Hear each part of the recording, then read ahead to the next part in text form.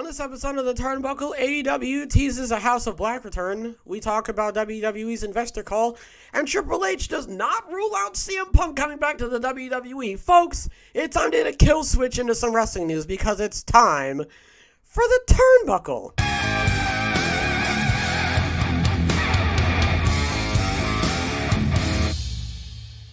Malachi Black and the House of Black seem to be making a return to AEW soon. On Wednesday's Dynamite, a vignette aired showing Julia Hart seemingly burying members of the House of Black, including Brody King, Black, and Buddy Matthews. At one point, Black could be heard saying, "Forgive me, not father, see me now, mother." The House of Black last competed at All Out, losing to Darby Allin, Sting, and Miro. The group hugged after the match had ended, opening up questions. Hold on, my eye's itching. I apologize. Opening up questions regarding their future as a group. Black in September went on Instagram to deny reports about being granted a release from AEW, pointing out an earlier statement indicating he had put the word, released in quotation marks. "I will see you guys in a couple of weeks, maybe a couple of months," he said. "Like I said, I'm only taking some time off. There's nothing going on. I'm fine. I'm going to be fine. Everything's fine. You'll see me right back in AEW pretty soon. I'm just going to take some time. That's it." So, listen, I am happy to know that the House of Black is going to be making some type of return. We do have to remember that he did say that he was not leaving, so we need to squash those thoughts of like, oh, he's actually coming back. Like, yeah, of course he's coming back. He said he was going to come back. He never said he was leaving in the first place, and here he is.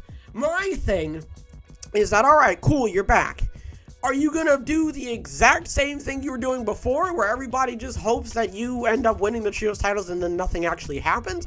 Or are you actually going to come back, you're going to get in a decent storyline with someone, and then you're finally going to win the championship belts? Like, what is actually going to happen when you come back? Because you can come back all you want, okay? Coming back is great and all, okay? That's absolutely fantastic. But if you're just going to come back, sorry, I'm adjusting the microphone, but if you're just going to come back, right, and it's basically going to be, like, if he comes back, right, and he just feuds with Darby Allin again, then it's like, oh my, okay, like, if you're going to come back, and I'm not saying that you have to come back and, like, do some corporate ministry bollocks and, like, hang people from crucifixes and whatnot.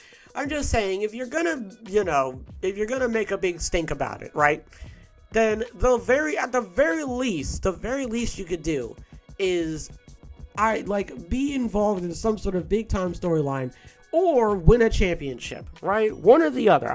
You don't have to do both. Nobody's saying you have to be in the AEW World Title Eliminator Tournament nonsense, right?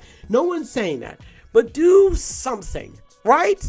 Do something. Don't just come back and then float around like, oh my God, please don't do that. Please don't come back and then just float around.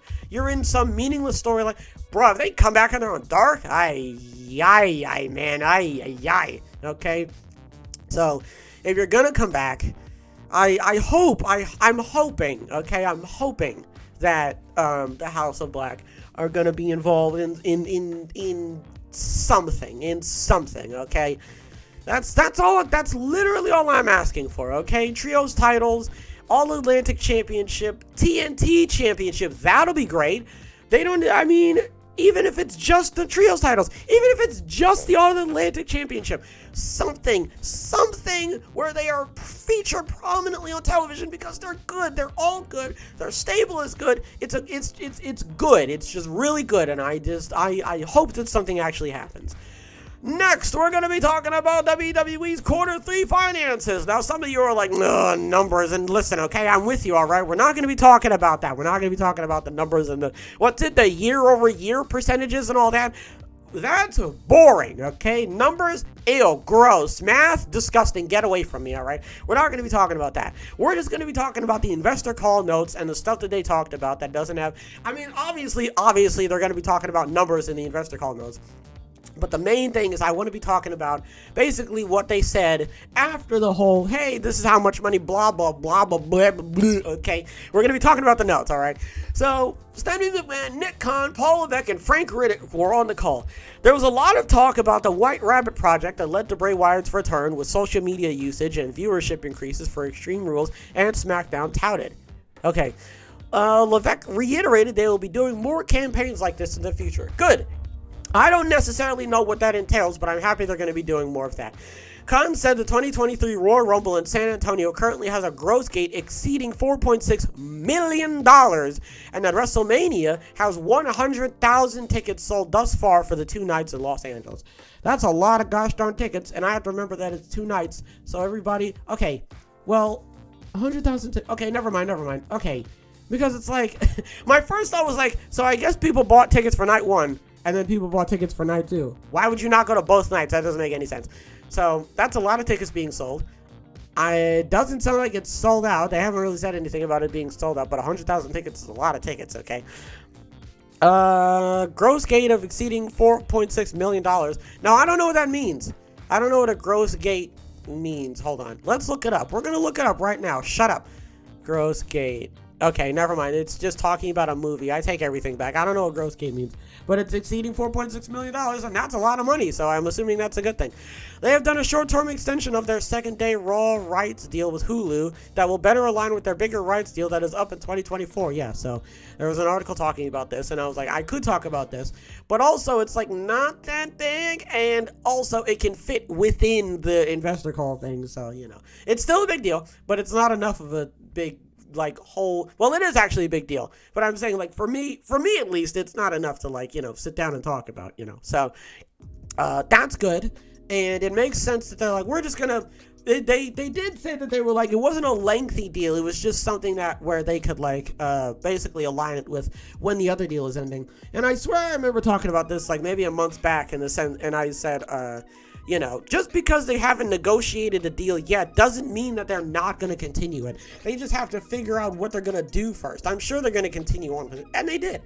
A Bianca Belair / Montez Ford focused show is coming to Hulu in 2023. I don't know what that's going to be about, but I'm glad that, I don't know, I'm just glad that they're expanding more. You know, I always love hearing about that. Levesque strongly hinted that Jake Paul will be in Logan Paul's corner in his match against Roman Reigns at Saturday's Crown Jewel. That is telling me, so what that tells me is that Jake is pretty much getting his foot in the door, right? No matter what. Jake is getting his foot in the door with wrestling, and this is the first step, okay? So, if you hear anything about Jake Paul being in the WWE or doing anything within the WWE, this is definitely going to be the catalyst for where he's going to end up and what he's going to be doing. Levesque nodded toward more long-term thinking with storylines and content creation, especially with how WrestleMania flows into the summer and so on. Okay, that's good to hear. We're going to have more long-term storylines, more like seed planting and what have you and everything like that. So, okay, I'm glad to know about that. Khan said WWE has an offer to host one of their premium live events, which they hope to close on soon. He earlier said to expect more site fees like they got for Clash of the Castle from the city of Cardiff. Site fees. Okay. What do you mean by like website fees or like on-site fee, like you know, location fees, you know? I don't know what that means. I genuinely, if you know what they're talking about, let me know in the comments. Host one of their premium. Okay, so I guess this is like, you know, he doesn't normally like host the premium live events, so I mean, sure, I don't know, you're the head honcho, so if anybody's gonna be one of the hosts for the premium live events, I would assume it would be him. Levesque says NXT Europe will be like what we see in the US with recruitment with a focus on young athletes, training and development, and an eventual path onto the main roster. Okay, so like I said, I remember what I was talking about with the whole NXT Europe thing.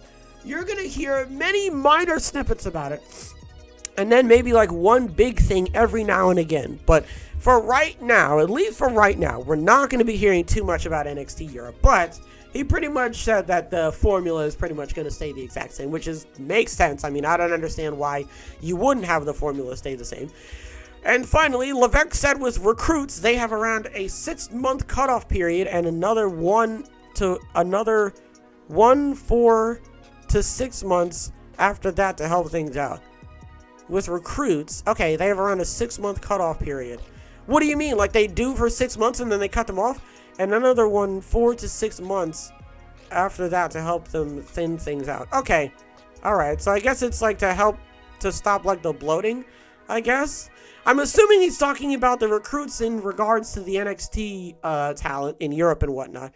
So I assume it's to stop the whole like overflow of talent and stuff like that, and the underusage and the underutilization of all the talents and stuff like that, which makes sense. You're gonna be getting a lot of people in and out, so it makes okay. I feel like I understand. So it's like I guess like a 6 months. So like you've got 6 months to do your thing, and if you don't improve or we don't see it in you, then you're out of here, which I guess makes sense. I guess that makes sense. Finally, Triple H says he would have a conversation with CM Punk. Triple H recently discussed the chances of CM Punk's WWE return in 2023. Ringside News obtained a video where the game wouldn't shut down the possibility of Punk's eventual return. In fact, Triple H said that he always picks up the phone if someone calls him. Triple H finally said, "I'll never say never to CM Punk's return." He further highlighted that the desire to be there from both sides. He said the desire needs to be there from both sides just to make things happen. Look, I think at any point of time somebody in this business has thought anything like, people say, would you take the call? I don't know if I can think of anybody in the business that if they called me, I would take their phone call, whether in the business or whatever, and I would answer the phone. I think we would have a conversation. But again, CM Punk worked with us on the Fox show, a year ago? And there was opportunities there, and there were people around each other at all times. Again, I'll never say never, but the desire needs to be there at all sides just to make things happen. So I might actually have to find some sort of inedible object to munch on, because it genuinely sounds like. So now listen, I would like to just point out that it doesn't sound like Triple H is like, oh my gosh, CM Punk, yes, of all people, I would love for him to come back. I think Triple H is looking more of it in more of a business standpoint, in the sense of like, CM Punk would actually be a very decent draw to WWE, and I wouldn't rule him out. And again, he makes a good point of like, it has to be on both sides, like it has to make sense. CM Punk has to want to come back to WWE, and I would assume everybody else would have to want CM Punk to come back to the WWE. But if you recall, I would say like maybe a week or two ago, there were people in Triple H's camp that were pretty much 100% against the idea. Nobody wants CM Punk on AEW, and nobody wants CM Punk on WWE. So it's gonna, I don't really know who would have to close the deal out for him to show back up in WWE. You know what I mean? With the feds, my best guess is that Triple H and Khan, of all people, would have to be the final say. But I don't necessarily know if that's the case, because, it sounds like there's a lot of people in WWE, and I assume there would be a lot of wrestlers as well who would be like, I don't want him to show back up. So, honestly, at the end of the day, I don't know. I do not know.